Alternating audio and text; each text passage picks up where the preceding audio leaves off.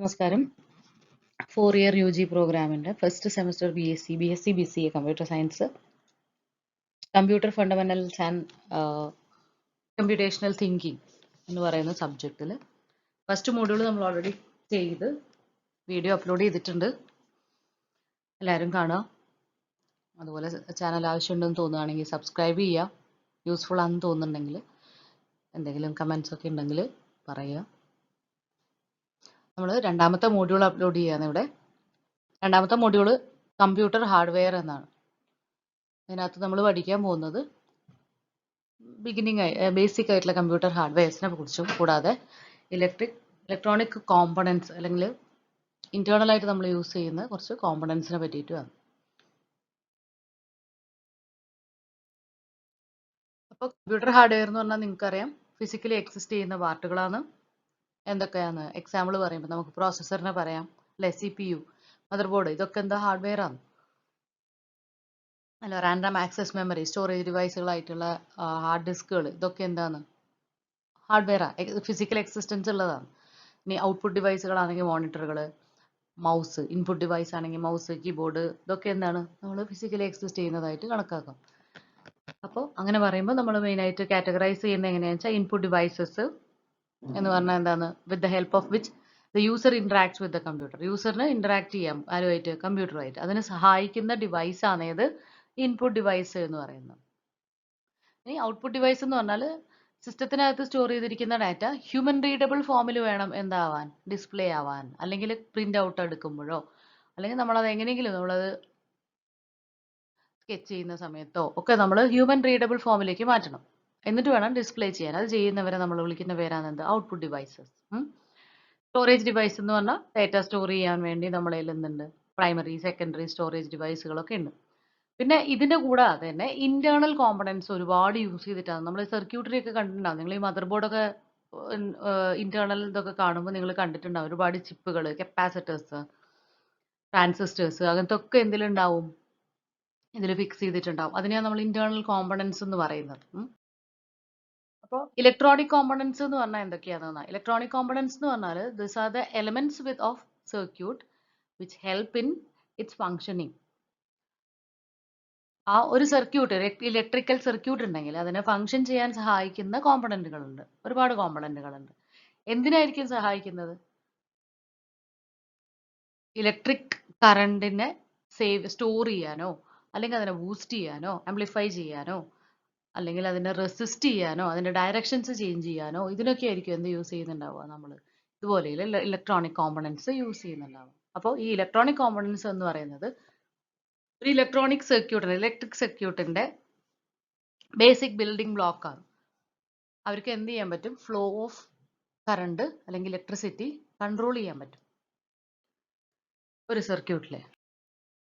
ഈ types of electronic components എന്ന് പറയുമ്പോൾ നമ്മൾ ഈ ഇലക്ട്രോണിക് കോമ്പണന്റുകളെ തമ്മിൽ കണക്ട് ചെയ്തിട്ടാണ് ഒരു ഇലക്ട്രിക്കൽ സർക്യൂട്ട് ഉണ്ടാക്കുന്നത്.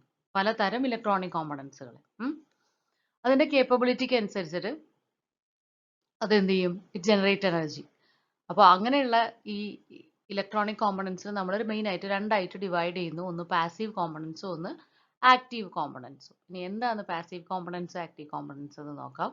അപ്പോൾ ഇലക്ട്രോണിക് കോമ്പണൻസിനെ നമ്മൾ രണ്ടായിട്ട് ഇവിടെ ഡിവൈഡ് ചെയ്തു. ഒന്നാമത്തേതാണ് പാസീവ് കോമ്പണൻസ്. പാസീവ് കോമ്പണൻസ് എന്ന് പറഞ്ഞാൽ ഇലക്ട്രോണിക് കോമ്പണൻസ് ആണ്. അതിന് എന്താവശ്യമില്ല, പുറത്തു നിന്നുള്ള ഒരു പവർ അല്ലെങ്കിൽ പവർ സോഴ്സ് ആവശ്യമില്ല. വേറെ ആരിൽ നിന്നും അത് എന്ത് ചെയ്യുന്നില്ല, എനർജി റിസീവ് ചെയ്യാതെ തന്നെ അത് അതിന്റെ പണി ചെയ്തോളും. അവരുടെ ഫംഗ്ഷൻ എന്തൊക്കെയാണെന്ന് വെച്ചാൽ they mainly resist, store or control the flow of electric current അല്ലെങ്കിൽ വോൾട്ടേജ്. അതിനെ എന്ത് ചെയ്യുന്നു, റെസിസ്റ്റ് ചെയ്യുക. റെസിസ്റ്റർ എന്ന് കേട്ടിട്ടുണ്ടാവും നിങ്ങൾ, അല്ലെ? കറണ്ടിനെ കടന്നു പോകാൻ സമ്മതിക്കാത്തവരാണ് ആര്, റെസിസ്റ്റേഴ്സ് എന്ന് പറഞ്ഞിട്ടുണ്ട്. അതുപോലെ അതിനെ സ്റ്റോർ ചെയ്യും, അതുപോലെ കൺട്രോൾ ചെയ്യും. ഫ്ലോ ഓഫ് ഇലക്ട്രിക് കറണ്ടിനെ കൺട്രോൾ ചെയ്യാം, അല്ലെങ്കിൽ അതിന്റെ വോൾട്ടേജിനെ. അതിന് എന്ത് ആവശ്യമില്ല, ഇതിന് ആക്റ്റീവ്ലി ആംപ്ലിഫൈയിങ്ങോ അല്ലെങ്കിൽ ജനറേറ്റിംഗ്, അത് വേറൊരു സിഗ്നൽ ജനറേറ്റ് ചെയ്തതിന്റെ ഒന്നും ആവശ്യം ഇല്ല. പാസീവ് കോമ്പണൻസിന് ചില എക്സാമ്പിൾസ് ആണ് റെസിസ്റ്റേഴ്സ്, കപ്പാസിറ്റേഴ്സ്, ഇൻഡക്ടേഴ്സ് ഒക്കെ. ഇനി ആക്റ്റീവ് കോമ്പണൻസിന്റെ എക്സാമ്പിളുകളായിട്ട് നിങ്ങൾക്ക് പറയാവുന്നത് ഡയോഡുകൾ, സെമി കണ്ടക്ടർ ഡയോഡുകൾ, സെമി കണ്ടക്ടർ ട്രാൻസിസ്റ്റേഴ്സ്, ഇതിനെയൊക്കെ നമ്മൾ ആക്റ്റീവ് കോമ്പണന്റ് ആയിട്ടാണ് പറയുന്നത്. നമ്മളിപ്പോൾ പാസീവ് കോമ്പണൻസിനെ നോക്കാൻ പോകുന്നത്. നിങ്ങൾക്ക് മെയിൻ ആയിട്ടും റെസിസ്റ്റേഴ്സും കപ്പാസിറ്റേഴ്സും ഇൻഡക്ടേഴ്സും ആണ് പഠിക്കാനുള്ളത്. ആദ്യത്തെയാണ് റെസിസ്റ്റർ. ഈ റെസിസ്റ്റർ എന്താ ചെയ്യുന്നതെന്ന് വെച്ചാൽ റെസിസ്റ്റൻസ് കൊടുക്കും. റെസിസ്റ്റൻസ് എന്ന് പറഞ്ഞാൽ കറണ്ടിനെ ഫ്ലോ ചെയ്യാൻ സമ്മതിക്കാതിരിക്കലാണ്, അല്ലെ? പെട്ടെന്ന് കടത്തി വിടാതിരിക്കലാണ്. അപ്പോൾ റെസിസ്റ്റൻസ് ഓഫർ ചെയ്യുന്നത് വഴി കറണ്ടിന്റെ ഫ്ലോ കൺട്രോൾ ചെയ്യും, അല്ലെങ്കിൽ ഇലക്ട്രിക് കറണ്ടിന്റെ ഫ്ലോ കൺട്രോൾ ചെയ്യും. അപ്പോൾ കറണ്ടിനെ ലിമിറ്റ് ചെയ്യാനോ വോൾട്ടേജിനെ ഡിവൈഡ് ചെയ്യാൻ, നിങ്ങൾ 10th പഠിച്ചിട്ടുണ്ട് പാരലലും സീരിയലും ആയിട്ടുള്ള റെസിസ്റ്റേഴ്സ് ഒക്കെ. അവിടെയാണ് അവിടെ ഡിവിഷൻ വരുന്നത്. And set biasing conditions in electronic circuit. ഇതിനു വേണ്ടിയിട്ടൊക്കെയാണ് നമ്മൾ എന്ത് യൂസ് ചെയ്യുന്നത്? ബയാസിങ് സെറ്റ് ചെയ്യാൻ വേണ്ടിയിട്ടും വോൾട്ടേജിനെ ഡിവൈഡ് ചെയ്യാൻ വേണ്ടിയിട്ടും കറണ്ടിന്റെ ഫ്ലോവിനെ ലിമിറ്റ് ചെയ്യാൻ വേണ്ടി, കൺട്രോൾ ചെയ്യാൻ വേണ്ടിയിട്ടും ഒക്കെ നമ്മൾ റെസിസ്റ്റേഴ്സിനെ യൂസ് ചെയ്യും. എങ്ങനെയാ റെസിസ്റ്റേഴ്സ് എന്താ ചെയ്യുന്നത്? ഒരു റെസിസ്റ്റൻസ് കൊടുക്കുന്നത് വഴി ഹൈ റെസിസ്റ്റൻസ് ഉണ്ടാകുന്ന സമയത്ത് അതിലേക്കൂടെ കറണ്ട് പാസ് ചെയ്യാൻ കറണ്ടിന് പാസ് ചെയ്യാൻ ബുദ്ധിമുട്ടുണ്ടാവും. അപ്പൊ അതെന്താവും? കറണ്ടിന്റെ ഫ്ലോ കുറയും.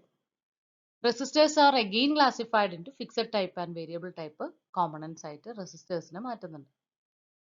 റെസിസ്റ്റർ എന്ന് പറയുന്നത് എന്താണ്? ഒരു പാസീവ് 2 ടെർമിനൽ ഇലക്ട്രിക്കൽ ഡിവൈസ് ആണ്. 2 ടെർമിനൽസ് ഉണ്ട് എന്തിന്? റെസിസ്റ്ററിന്. നിങ്ങൾക്ക് കാണാൻ പറ്റുമോ സിമ്പൽ? ഇതില് ഇവിടെ കാണിച്ചിട്ടില്ലേ? ഇതാണ് ഇതിന്റെ സിമ്പൽ. ചോദിച്ചു കഴിഞ്ഞാൽ ഇതാണ് വരയ്ക്കാനുള്ളത്. ഇനി റെസിസ്റ്റർ എക്സിസ്റ്റ് ചെയ്യുന്ന ഒരു ടൈപ്പ് ഓഫ് റെസിസ്റ്റർ മാത്രമേ ഞാനിവിടെ പറഞ്ഞിട്ടുള്ളൂ. നിങ്ങൾക്ക് കാണാൻ പറ്റുമോ അത്?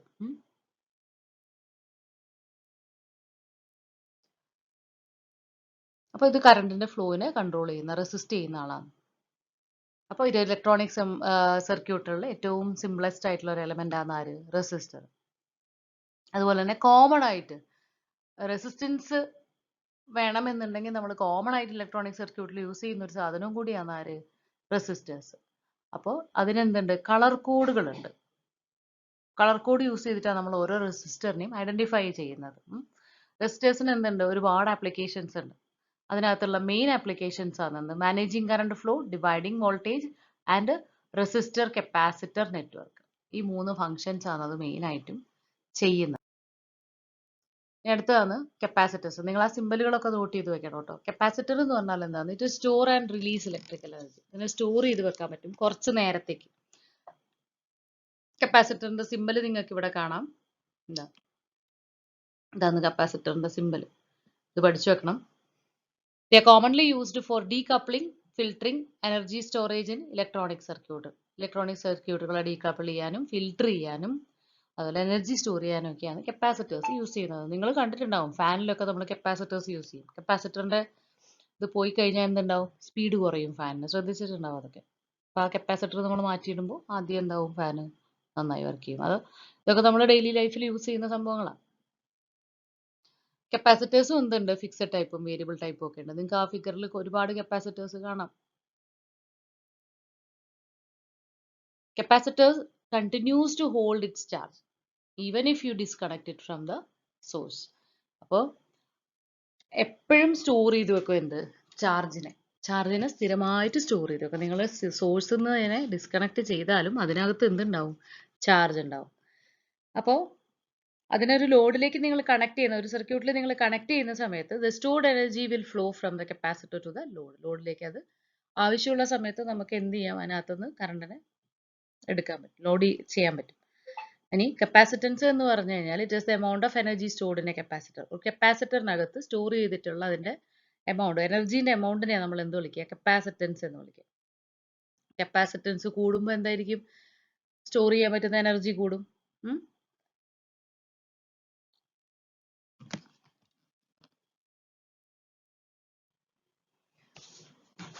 അതുപോലെ ഈ കപ്പാസിറ്റേഴ്സിന് നിങ്ങൾക്ക് ആ സിമ്പലിൽ കാണാം ഒരു സ്ട്രെയിറ്റ് ആയിട്ടൊരു പ്ലേറ്റും ഒരു ബെൻഡ് ആയിട്ടൊരു പ്ലേറ്റും കാണാം. അതെന്ന് പറഞ്ഞാൽ 2 കണ്ടക്റ്റീവ് പ്ലേറ്റുകളാണ്. അതിനെ ഒരു ഇൻസുലേറ്റിംഗ് മെറ്റീരിയൽ വെച്ചിട്ടായിരിക്കും എന്ത് ചെയ്തിട്ടുണ്ടാവുക? സെപ്പറേറ്റ് ചെയ്തിട്ടുണ്ടാവുക. ഈ ഇൻസുലേറ്റിംഗ് മെറ്റീരിയലിനെ വിളിക്കുന്ന പേര് ഡൈ ഇലക്ട്രിക് എന്നാണ്.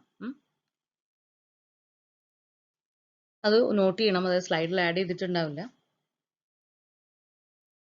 അതുപോലെ തന്നെ ഈ പ്ലേറ്റുകളുടെ അക്രോസ് ആയിട്ട് നമ്മളൊരു വോൾട്ടേജ് കൊടുക്കുന്ന സമയത്ത് പോസിറ്റീവ് ചാർജ് എന്ത് ചെയ്യും? ഒരു പ്ലേറ്റിൽ അക്യുമുലേറ്റ് ചെയ്യും. അടുത്ത പ്ലേറ്റിൽ എന്ത് ചെയ്യും? നെഗറ്റീവ് ചാർജും അക്യുമുലേറ്റ് ആവും. അപ്പോൾ ഇങ്ങനെ അക്യുമുലേറ്റ് ആവുന്ന സമയത്ത് എന്തുണ്ടാവും? അവിടെ ഒരു ഇലക്ട്രിക് ഫീൽഡ് ഉണ്ടാവും ഇതിന്റെ ഇടയിൽ. ഇങ്ങനെയാണ് എന്ത് ചെയ്യുന്നത്? ഇത് എനർജീനെ ടെമ്പററി ആയിട്ട് ഇത് സ്റ്റോർ ചെയ്യുന്നത്, ആവശ്യം വരുമ്പോൾ റിലീസ് ചെയ്യുന്നതും. അപ്പോൾ അതിന്റെ ഫങ്ഷൻസ് പറയാം. ടെമ്പററി എനർജി സ്റ്റോറേജ്, പിന്നെ വോൾട്ടേജ് സ്റ്റെബിലിറ്റിക്ക് വേണ്ടിയിട്ട് എന്ത് ചെയ്യാറുണ്ട്? കപ്പാസിറ്റേഴ്സിനെ യൂസ് ചെയ്യാറുണ്ട്. ആവശ്യമുള്ള സമയത്തിന് എനർജി റിലീസ് ചെയ്യാനുള്ള കഴിവുണ്ടല്ലോ, അപ്പൊ അത് വെച്ചിട്ട് വോൾട്ടേജിന്റെ സ്റ്റെബിലിറ്റി. അതുപോലെ സിഗ്നൽ ക്ലാരിഫിക്കേഷൻ. കപ്പാസിറ്റേഴ്സ് എന്ത് ചെയ്യുന്ന വെച്ചാൽ അൺവാണ്ടഡ് സിഗ്നലിനെ, നോയ്സിനെയൊക്കെ ഇലക്ട്രിക്കൽ സിഗ്നൽ സിസ്റ്റത്തിനകത്ത് നിന്ന് എന്ത് ചെയ്ത് കളയും? ഫിൽട്ടർ ചെയ്ത് കളയും. അങ്ങനെ ഒരു ഫിൽട്ടർ ആയിട്ട് എന്തിനെ യൂസ് ചെയ്യാറുണ്ട്? അപ്പൊ എന്താവും? സിഗ്നൽ ക്ലാരിഫൈ ആവുമല്ലോ, സിഗ്നൽ ക്ലിയർ ആവുമല്ലോ. അതിന് smoother and more dependable operation perform ചെയ്യാൻ നമ്മളെ സഹായിക്കും. എങ്ങനെ? സിഗ്നലിനെ ഫിൽട്ടർ ചെയ്തിട്ട് അതിനകത്തുള്ള നോയ്സോ അൺവാണ്ടഡ് സിഗ്നൽസോ ഒക്കെ എടുത്ത് കളയുന്നത് വഴി. പിന്നെ ടൈമിംഗ് അഡ്ജസ്റ്റ്മെന്റ് ഉണ്ട്. ഇൻ ടൈമിംഗ് സർക്യൂട്ടുകളിൽ കപ്പാസിറ്റേഴ്സ് എന്ത് ചെയ്യുന്ന വെച്ചാൽ it regulate the rate of charging and discharging, determining the circuit's timing characteristics. സർക്യൂട്ടിന്റെ ടൈമിംഗ് ക്യാരക്ടറിസ്റ്റിക്സിന് അഡ്ജസ്റ്റ് ചെയ്യാൻ വേണ്ടി ഇതിന്റെ റേറ്റ് ഓഫ് ചാർജിങ്ങും റേറ്റ് ഓഫ് ഡിസ്ചാർജിങ്ങും റെഗുലേറ്റ് ചെയ്ത് വെക്കും കപ്പാസിറ്റേഴ്സ്. പിന്നെ സിഗ്നൽ ട്രാൻസ്മിഷൻ ഒപ്റ്റിമൈസേഷൻ. കപ്പാസിറ്റേഴ്സിന് എന്ന് പറഞ്ഞാൽ it is crucial for coupling and decoupling circuits എന്ന് പറഞ്ഞാൽ allowing alternate AC to pass while blocking direct DC. DC എന്ന് പറഞ്ഞാൽ എന്താ? ഡയറക്റ്റ് കറണ്ട് ആണ്. ഡയറക്റ്റ് കറണ്ടിനെ ബ്ലോക്ക് ചെയ്യുമ്പോൾ AC-നെ അതിനകത്തേക്ക് കൂടി പാസ് ചെയ്യും.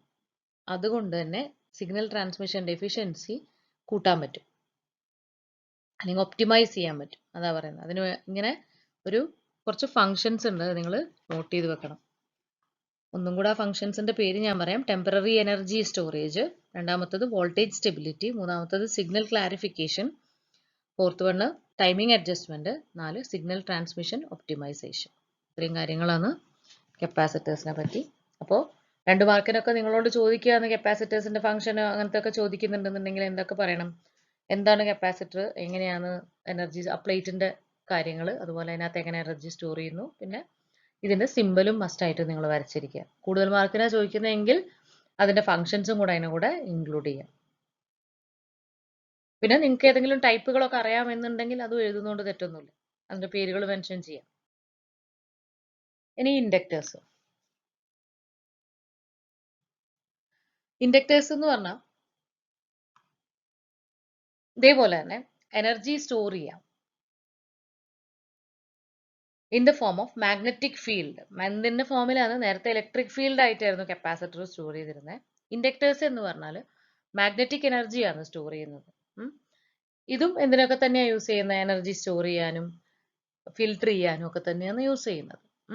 ഇതിനെ എന്തും കൂടി വിളിക്കാറുണ്ട്? റിയാക്ടർ എന്നും കൂടെ വിളിക്കാറ്. ഇത് ഒരു പാസീവ് കോമ്പണന്റ് തന്നെയാണ്.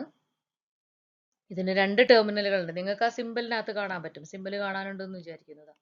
ഈ തന്നതാണ് സിമ്പിൾ. ഇത് വരച്ചു വെക്കണം ചോദിച്ചു കഴിഞ്ഞാൽ. ഇതിന് 2 ടെർമിനൽ ഉണ്ട്. ഇവിടെയും ഒന്ന് ലെഫ്റ്റിലും ഒന്ന് റൈറ്റിലും നിങ്ങൾക്ക് കാണാം.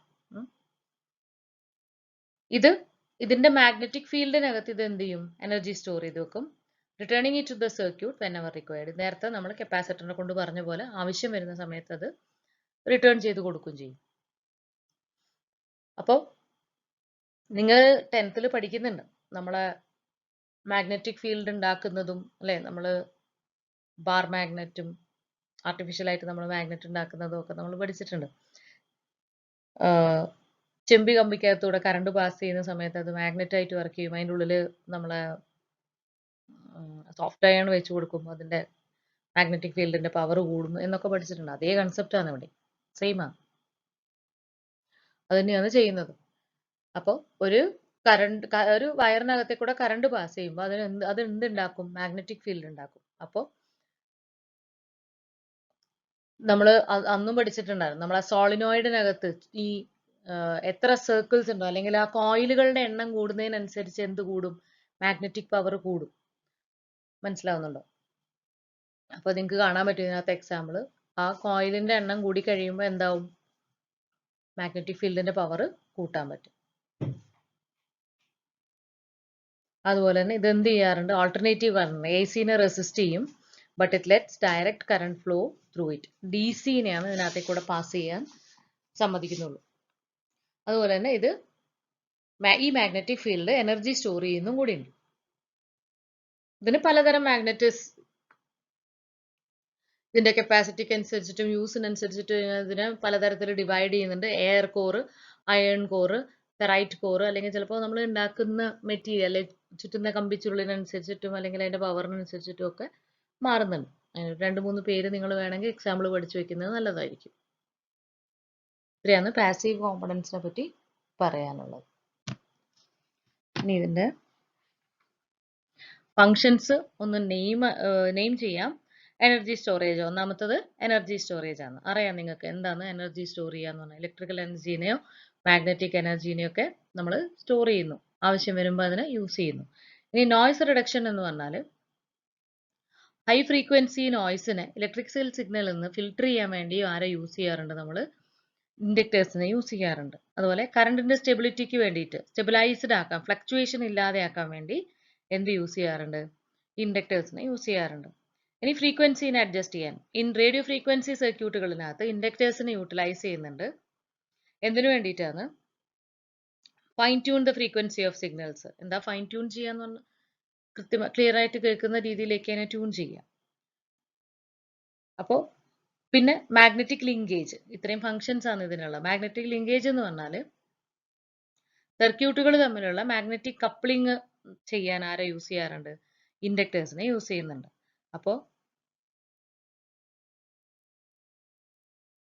ഡയറക്റ്റ് ഇലക്ട്രിക്കൽ കണക്ഷൻ ഇല്ലെങ്കിലും എന്ത് ചെയ്യാൻ പറ്റും? ഇതിന് സിഗ്നലുകളെ ട്രാൻസ്ഫർ ചെയ്യാൻ പറ്റും. ട്രാൻസ്ഫോമേഴ്സിലൊക്കെ, ഇൻഡക്റ്റീവ് കപ്ലിംഗ് സിസ്റ്റത്തിലൊക്കെ ഉള്ള പോലെ ഡയറക്റ്റ് കണക്ഷൻ ഇല്ലാതെ മാഗ്നറ്റിക് ലിങ്കേജ് എന്ന് പറഞ്ഞാൽ മാഗ്നറ്റിസം കൊണ്ട് ലിങ്ക് ചെയ്യുക, കണക്ട് ചെയ്യുക, അതാണ് ഉദ്ദേശിക്കുന്നത്. ഈ ഫംഗ്ഷൻസിന്റെ പേര് എഴുതിയിട്ട് അതൊന്ന് പഠിച്ചു വെക്കണം.